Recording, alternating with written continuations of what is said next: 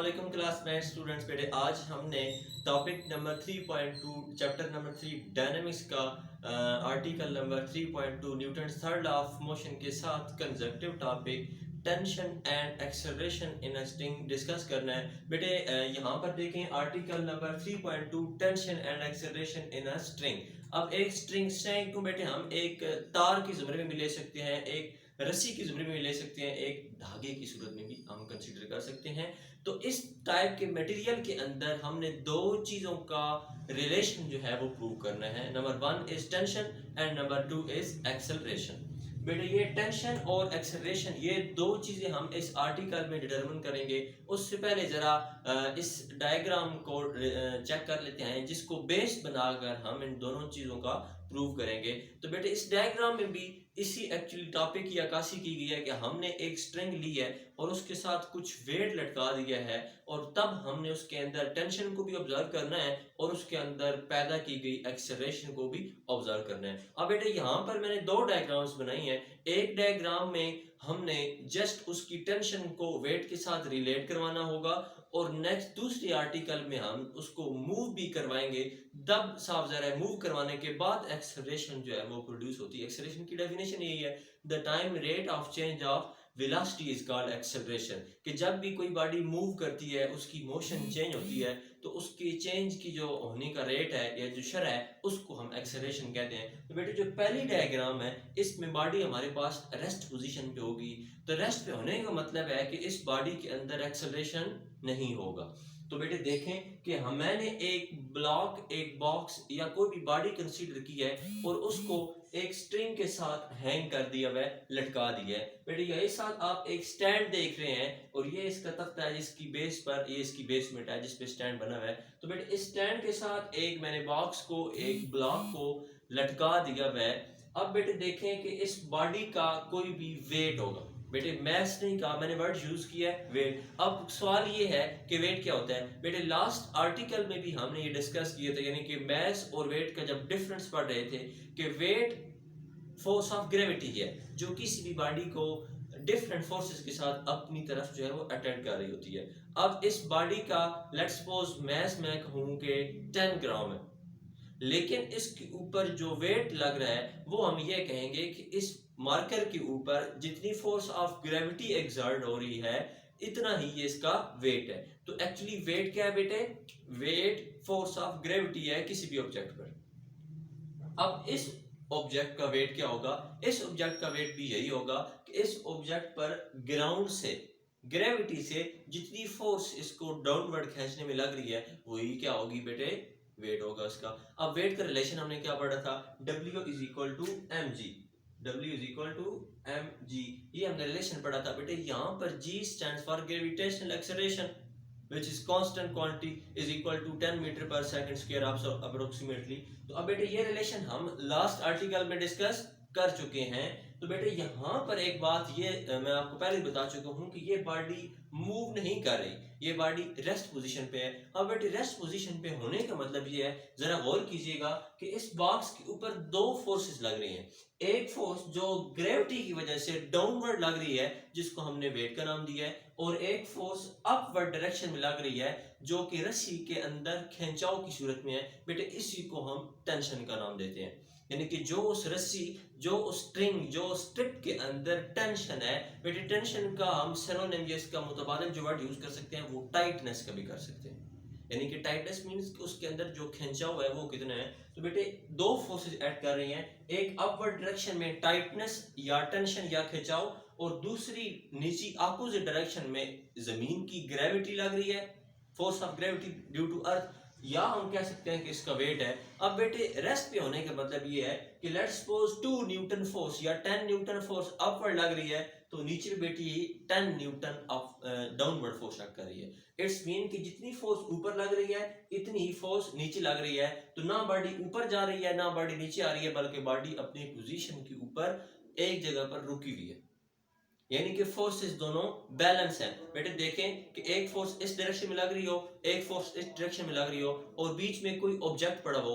अब ये इस डायरेक्शन में तब ही मूव करेगा कि अगर इस ब्लैक वाले मार्कर की फोर्स ज्यादा हो जाए, ये इसकी फोर्स को ओवरकम कर ले और इसको इस बॉडी को अपनी तरफ खींच के ले जाए। दूसरी सूरत ये हो सकती है कि जो ब्लू वाला मार्कर है इस साइड की फोर्स ज्यादा हो जाए, तब मुमकिन है कि ये बॉडी इस वाली फोर्स ज्यादा होने की वजह से ये बॉडी इधर मूव करना स्टार्ट कर दे। अब तीसरी सूरत ये हो सकती है जो हमारी है कि जितनी फोर्स इस पे लग रही है, इसकी लग रही है, उतनी ही फोर्स इसकी वजह से लग रही हो, तो तब बेटे ये मुमकिन होगा कि हम कहेंगे कि बॉडी ना तो इधर जाएगी ना ही इधर जाएगी, बल्कि बॉडी जिस पोजीशन पे थी उसी पे ही एज इट इज रहेगी। तो हमारे पास भी यही सिचुएशन है कि टेंशन और वेट ये दोनों फोर्सेस बैलेंसली एक्ट कर रही हैं, ना बॉडी ऊपर जा रही है ना बॉडी नीचे जा रही है। बेटे यहाँ पर नीचे मैंने बुलेट्स में इस बात को समराइज कर दिया है कि टेंशन का दूसरा मुतबादिल वर्ब हम टाइटनेस भी यूज कर सकते हैं, और यहाँ पर ये बॉडी रेस्ट पे होने का बेटे मतलब ये होता है कि ये बॉडी दोनों इसकी फोर्सेस जो है वो बैलेंस हैं, यानी कि टेंशन और ये वेट ये दोनों आपस में मुसावी हैं, इक्वल है। और बेटे तीसरी बात ये है कि टेंशन और वेट जो है एक तो ये इक्वल है, ये बात डिस्कस हो चुकी है, और दूसरा ये कि अपोजिट है। जैसे अभी मैंने आप लोगों के सामने आपको बताया है कि ये मार्कर हैं बेटे, ये हैं तो इक्वल साइज में इक्वल वेट के, लेकिन इनकी डायरेक्शन बेटे अपोजिट है। अब यूं अगर हो जाते तो तब इनकी डायरेक्शन क्या हो जाती, सेम हो जाती। लेकिन मैं ये कह कि ये है तो इक्वल लेकिन इनकी डायरेक्शन भी इक्वल है। इसी तरीके से टेंशन और वेट ये दोनों आपस में इक्वल एंड ऑपोजिट वो करते हैं। अब बेटे हम नेक्स्ट इस आर्टिकल के सेकंड पार्ट पे चलते हैं, जिसमें हमने दोबारा से एक स्ट्रिंग लेनी है, और इस स्ट्रिंग के दोनों सिरों के साथ, दोनों एंड्स के साथ हमने दो डिफरेंट मैसेज के वेट्स को टाई कर देना होगा, और इस स्ट्रिंग को उठाकर एक फ्रिक्शनलेस पुली के ऊपर बेटे हमने हैंग कर देना है। मैंने क्या कहा है कि हमने एक अगेन स्ट्रिंग लेनी है, एक रस्सी लेनी है, और रस्सी के दोनों एंड्स पे हमने डिफरेंट मैसेज के बॉडीज को, ऑब्जेक्ट्स को टाई कर देना है, बांध देना है, फिक्स कर देना है। अब हम इन दोनों बांधे हुए मैसेज को जो रस्सी के साथ बांधे हुए हैं हमने उठाकर एक फ्रैक्शनलेस पुली के ऊपर, एक फ्रैक्शनलेस पुली के ऊपर बेटे हमने इसको रख देना है। फिर देखना है कि उसके बाद क्या होगा। इस डायग्राम को देख लें बेटे, यहाँ पर एक सरफेस के साथ, फिक्स सरफेस के साथ, ये बेटे फिक्स सरफेस है, मैंने यहाँ पर आप लोगों के सामने पुली बनाई है, ये बेटे पुली फ्रिक्शनलेस है। और दूसरा याद रखिएगा कि यहाँ पर मोशन नहीं थी, रेस्ट पे थी। यहाँ पर जो बॉडीज हैं जो कि रस्सी के साथ बांधी गई हैं दो, बेटे ये दोनों की दोनों हम कहेंगे कि मोशन में होंगी, तब इनमें एक्सेलरेशन प्रोड्यूस होगा। ये कैसे होगा हम इसको विद इन स्टेप्स देख लेते हैं। बेटे याद रखना है कि इस किस्म की मोशन को हम वर्टिकल मोशन का नाम देते हैं। वर्टिकल स्टैंड्स फॉर कि अप डाउन जो होती है, जो यूं आगे पीछे होती है उसको हम हॉरिजॉन्टल कहा करते हैं। अब यहाँ पर जो कि मोशन अप डाउन डायरेक्शन में हो रही है तो इसको हम वर्टिकल मोशन कहेंगे।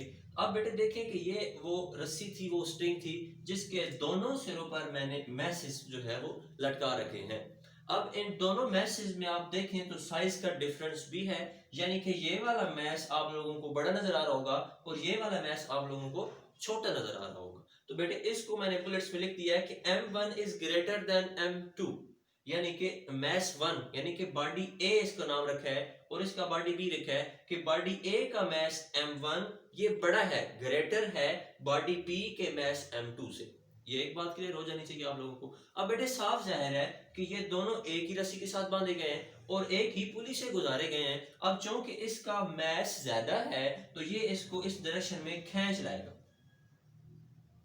मैंने क्या कहा है कि ये बॉडी इस बॉडी को मूव करवा लेगी, इसका वेट ज्यादा है तो ये इस डायरेक्शन में इसको मूव करवा लेगी। अब बेटे उससे पहले देख लेते हैं कि इन दोनों बॉडीज के ऊपर कोई ना कोई वेट तो होगा। जैसे कि यहाँ इस बॉडी के ऊपर वेट था, इसके ऊपर फोर्स ऑफ ग्रेविटी लग रही थी, इसी तरीके से यहाँ पर भी हम देखते हैं कि जितनी फोर्स ऑफ ग्रेविटी इस पे लग रही है इतनी फोर्स ऑफ ग्रेविटी इस पे लग रही है। लेकिन चूंकि दोनों के मैसेज डिफरेंस हैं तो तब इनका वेट भी क्या होगा, डिफरेंट होगा।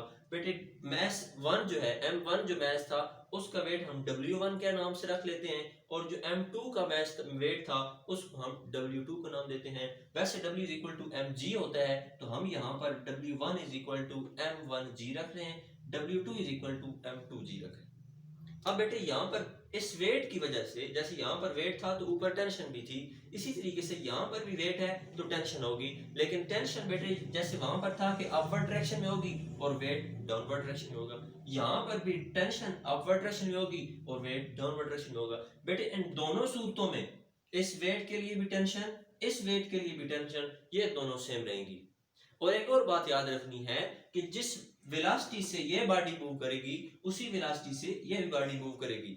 जिस टाइम के रेट से ये वेलोसिटी चेंज होगी उसी टाइम के रेट से ये वेलोसिटी चेंज होगी। इट्स मीन कि इनका जो एक्सेलरेशन है वो बेटे सेम होगा। इसकी डायरेक्शन में भी चेंज हो सकती है कि यहाँ पर डायरेक्शन जो है एक्सेलरेशन की वो डाउनवर्ड होगी और यहाँ पर जो एक्सेलरेशन की डायरेक्शन है वो अपवर्ड होगी। यानी कि ये बॉडीज यूं जा रही हैं, ये वाली बॉडी नीचे आ रही है, ये वाली बॉडी ऊपर जा रही है। तो इस तरीके से नीचे देखिए मैंने दूसरी बुलेट बनाई है कि एक्सेलरेशन और टेंशन ये बेटे दोनों के दोनों सेम होंगे।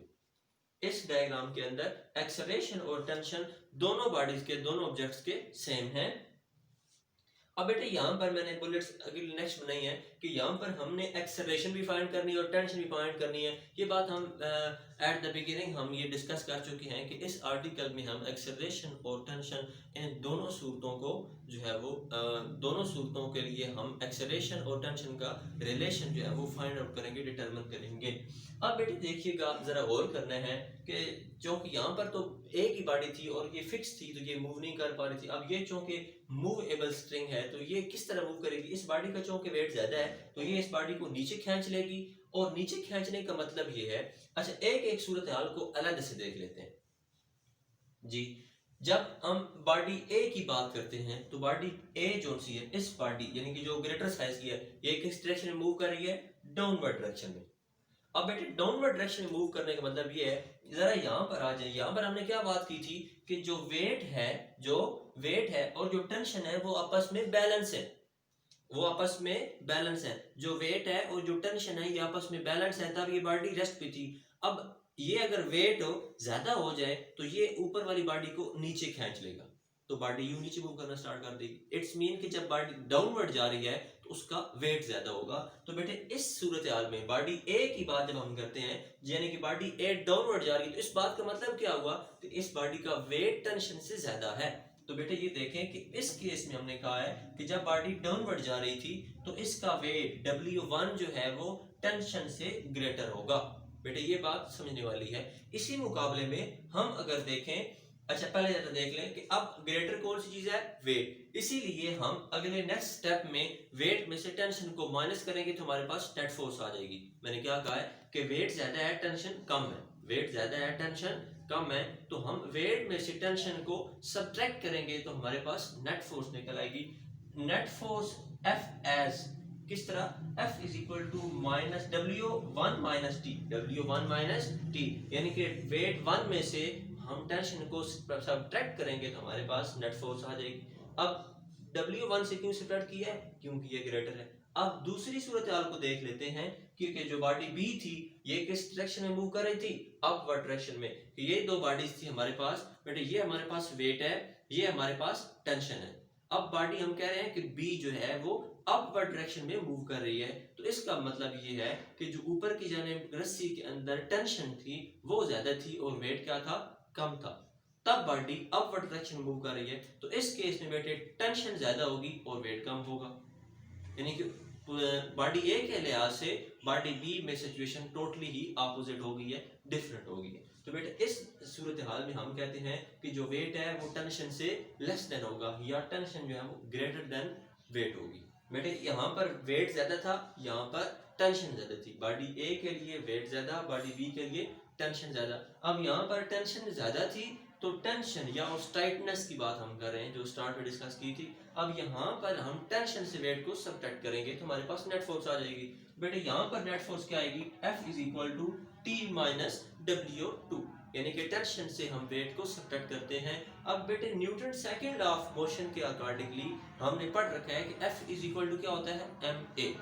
F इज इक्वल टू क्या होता है, ma। अब यहाँ पर इस F को हम फोर्स 1 कह देते हैं और इस किस्म की फोर्स को हम F2 कह। अब की बेटे हमने सिर्फ इनका नॉमिनेट किए, फोर्स सेम है क्योंकि मैसेज डिफरेंस है ना, इसलिए हम इनको 1 2 का नाम देकर लिख रहे हैं। अब बेटे इसको मैं सॉल्व करने जा रहा हूँ। देखिएगा कि इस Newton second law of motion के relation F is equal to ma के मुताबिक F1 क्या हो जाएगा, m1a is equal to W1 क्या होता है जी, W1 होता है m1g माइनस टी, और ये रिलेशन देखें m2a is equal to t minus m2g। बेटे इनकी वैल्यू सब्स्टिट्यूट कर दी हैं। अब बेटे इसको मैं इक्वेशन नंबर 1 कह देता हूँ, इसको मैं इक्वेशन नंबर 2 कह देता हूँ। बेटे यहाँ तक समझ लगी आप लोगों को। अब बेटे हमने फाइंड क्या करना है, एक एक्सेलरेशन फाइंड करनी है और एक टेंशन फाइंड करना है। अब बेटे एक्सेलरेशन को हम फाइंड करने जा रहे हैं। किसको फाइंड करने जा रहे हैं बेटे, एक्सेलरेशन को।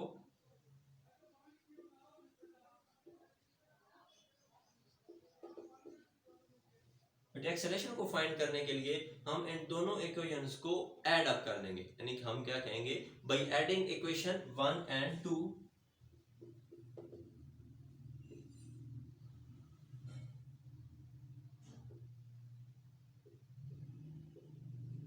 इक्वेशन 1 और 2 को ऐड करते हैं। बेटे ऐड करने के साथ क्या होगा,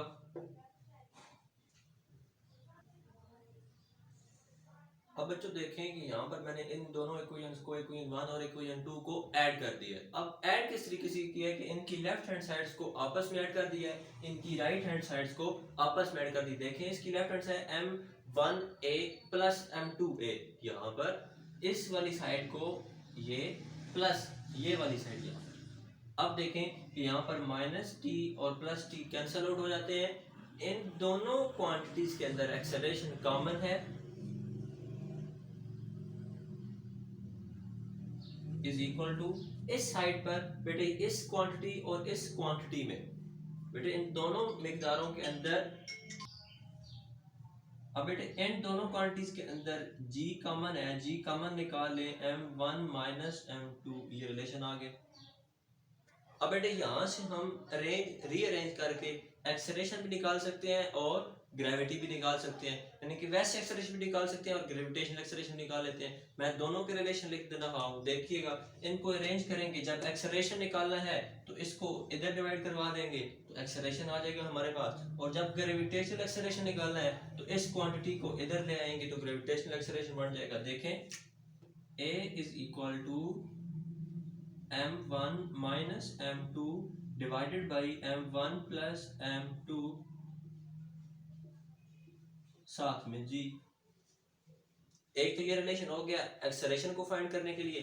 अब इसी को अगर मैं दूसरे तरीके से रीअरेंज करूं तो फिर हमारे पास क्या आएगा, g is equal to m1 plus m2 divided by m1 minus m2 into a।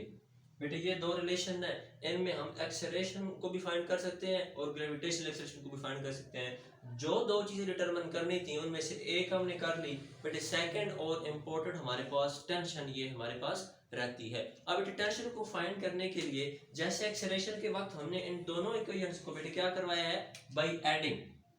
क्या करवाया जी, बाई एडिंग, यानी कि ऐड करवाया है। इसी तरीके से टेंशन को फाइंड करने के लिए इन्हीं दो इक्वेशंस को हम डिवाइड करवाएंगे। देखें अब बेटे मैंने यहाँ पर लिखा है, थोड़ा सा रेस किया है तो स्पेस कम होने की वजह से देखिएगा कि बाई डिवाइडिंग 2/3, क्या मैंने कहा है कि इक्वेशन 2 को 1 के साथ डिवाइड करवा देना है। इक्वेशन नंबर 2 क्या थी, ये वाली, इक्वेशन नंबर 1 क्या थी, ये वाली। बेटे देखें पहले 2 को रखना है, फिर नीचे डिवाइड करवाना है 1 के साथ। देखें m2a डिवाइडेड बाई m1a, यानी कि ऊपर 2 नीचे 1 वाली इक्वेशन इज इक्वल टू 2 की क्या थी, t minus m2g divided by m1g minus t। यही दोनों इक्वेशन थी जिनको हमने डिवाइड करवाना था, डिवाइड करवा दिया बेटे। अब इसका नेक्स्ट स्टेप क्या होगा कि इनको हम क्रॉस मल्टीप्लाई करवा देंगे। क्रॉस मल्टीप्लाई का तो आप समझते हैं बेटे, जब इसको क्रॉस मल्टीप्लाई करवाएंगे देखें क्या आएगा, m1a into t minus m2g is equal to m2a into m1g minus t। अब बेटे इसको हमने अभी सिर्फ ब्रैकेट्स में लिखा है, इसको अगले स्टेप में फर्दर इस ब्रैकेट्स के अंदर जब मल्टीप्लाई करेंगे तो तब क्या आएगा हमारे पास, इधर लिख रहा हूँ m1a t minus m1 m2 a g। अब बेटे ये आपने जब कॉपीज के ऊपर इस चीज़ को इन्हीं स्टेप्स को फॉलो करके सॉल्व करना है तो ये चीज़ आपको within no time clear हो जाएगी। ये बड़ा इजी है। यहाँ पर थोड़ी सी वीडियो जो है वो हम कहते हैं कि लंबी हो गई है, लेकिन ऐसा सच ये इतना टॉपिक में मुश्किल नहीं है। इसमें सिर्फ मैथमेटिकल जो स्टेप्स हैं उनकी वजह से ये जो है वो वीडियो लंबी हो रही है। देखिएगा इस साइड पर क्या हो जाएगा जी, m1 m2a g minus m2a t। अब बेटे यहाँ पर दो फैक्टर्स ऐसे हैं जिनमें t आ रहा है और दो फैक्टर्स ऐसे हैं जिनमें t नहीं आ रहा। हमने सिंपल क्या काम करना है कि जिन दो स्टेप्स में t आ रहा है उनको इक्वेशन के एक साइड पर रखना है, और जिन दो क्वांटिटीज के अंदर t नहीं आ रहा हमने उनको इक्वेशन के एक साइड पर कर लेना है। यानी कि थोड़ी सी इक्वेशन को रीअरेंज कर रहे हैं। बेटे देखें, एक इसमें t आ रहा है और एक इसमें t आ रहा है, इन दोनों को इक्वेशन के एक साइड पर रखेंगे। मैं क्या कर रहा हूँ कि इस वाली इसमें फैक्टर को इस साइड पर लेके आ रहा हूँ और यहाँ पर जो फैक्टर है उसको मैं उस साइड पर लेके जा रहा हूँ। बट ये रीअरेंज करने के बाद कैसे हो जाएगी देखें, तो रीअरेंज करवा कर लिख, यहाँ पर दोनों इक्वेशंस को मैंने रीअरेंज करके लिख दिया। यानी कि वो फैक्टर जिसमें t था एक साइड पे कर दिया है और जो विदाउट t थे उनको एक साइड पर कर दिया। अब बेटे देखें तो दोनों फैक्टर्स के अंदर इक्वेशंस के दोनों साइड पर a कॉमन आ रहा है, तो बेटे a को कॉमन निकालेंगे तो m1t plus m2t is equal to, यहाँ पर बेटे a भी कॉमन है और g भी कॉमन है। दोनों फैक्टर्स को मैं कॉमन ले रहा हूँ, अंदर आ जाएगा m1। अच्छा बेटे यहाँ पर एक और काम किया जा सकता है कि ये देखें दोनों फैक्टर सेम है, यानी कि जिस तरह की होता है ना x plus x is equal to 2x, y plus y is equal to 2y। अब यहाँ पर ये सारे कोफिशिएंट सेम है तो इनको मैं सिंपली क्या लिख रहा हूँ देखें, 2m1 m2a g, क्योंकि ये दोनों सिंपल ऐड कर दिए हैं। अब यहाँ पर भी एक्सेलरेशन है, यहाँ पर भी एक्सेलरेशन है, तो एक्सेलरेशन को एक्सेलरेशन के साथ मैंने कैंसिल कर दिए। यू ना करें तो यहाँ पर एक्सेलरेशन मल्टीप्लाई हो रहा है, इधर अगर नीचे डिवाइड होगा तो ऊपर नीचे कैंसिल हो जाएंगे। अब बेटे क्वेश्चन ये है, अच्छा यहाँ पर एक्सेलरेशन जब कॉमन लिया था तो सॉरी यहाँ पर टी भी कॉमन आ रहा है तो हम टी को भी कॉमन ले लेते हैं। मैं डायरेक्ट कर रहा हूँ, आप लोग एक स्टेप फर्दर मजीद भी कर सकते हैं। अब टी को कॉमन ले लिया, अब हमने फाइंड क्या करनी थी, टेंशन को फाइंड करना था हमने। अब टेंशन को फाइंड करने के लिए क्या जरूरी है कि टेंशन इक्वेशन के एक साइड पर बिल्कुल अकेला होना चाहिए, दूसरे फैक्टर को हम इधर डिवाइड करवा देंगे। t इज इक्वल टू, ये एज इट इज आ जाएगा 2m1 m2 साथ में g ऐसे ही आ जाएगा, डिवाइडेड बाय ये वाला फैक्टर नीचे डिवाइड हो जाएगा। Is it clear? अब ये वो रिलेशन है जो कि हम टेंशन को फाइंड आउट करने के लिए जो है वो यूज करते हैं, और इससे पहले हम एक रिलेशन फाइंड कर चुके हैं। देखें यहाँ पर बेटे इस रिलेशन को यूज करके हम एक्सेलरेशन फाइंड कर सकते हैं और इस रिलेशन को यूज करके हम टेंशन फाइंड कर सकते हैं। तो इस आर्टिकल में मैंने आप लोगों को स्टार्ट में बताया था कि हम दो चीजें डिटरमिन करने का रिलेशन निकालेंगे, number 1 is acceleration and number 2 is tension. तो बेटे ये दोनों हमने फाइंड कर लिए। अब नेक्स्ट हम एक एग्जांपल नेक्स्ट लेक्चर में सॉल्व करेंगे जिसमें इन दोनों रिलेशंस को यूज करके हम बेटे देखेंगे कि किस तरीके से एक्सेलरेशन और टेंशन को जो है हम फाइंड आउट कर सकते हैं। उससे पहले एक बात बतानी थी, वो अभी सुन लें कि इस किस्म की अरेंजमेंट्स को कि जिसमें दो ऑब्जेक्ट्स को बेटे इस किस्म की अरेंजमेंट्स को कि जिसमें सॉरी एक इंटरप्शन आ गई थी। देखते हैं, मैं आपको बता रहा था कि इस किस्म की अरेंजमेंट को जिसमें दो बॉडीज को एक स्ट्रिंग के साथ टाई करके हम एक पुली से फ्रिक्शनलेस पुली के ऊपर से जब हम पास करके लटकाते हैं तो इस किस्म की अरेंजमेंट को हम बेटे एक मशीन का नाम देते हैं जिसको हम कहते हैं एटवुड मशीन, ATWOOD मशीन। बेटे इस किस्म की अरेंजमेंट को जिसमें दो ऑब्जेक्ट्स दो बॉडीज को एक स्ट्रिंग के साथ टाई करके एक पुली के ऊपर से गुजारा जाता है, इस किस्म की अरेंजमेंट्स को हम एटवुड मशीन कहते हैं। तो और एटवुड मशीन की अरेंजमेंट्स के अंदर एक्सेलरेशन और टेंशन को फाइंड करने के लिए ये दो रिलेशन यूज होते हैं। तो बेटे आज का लेक्चर यहीं पे वाइंड अप होता है। अपने नेक्स्ट लेक्चर में हम आपसे मुलाकात फिर करेंगे, तब तक के लिए अपना ख्याल रखना है बेटे। अल्लाह हाफिज़।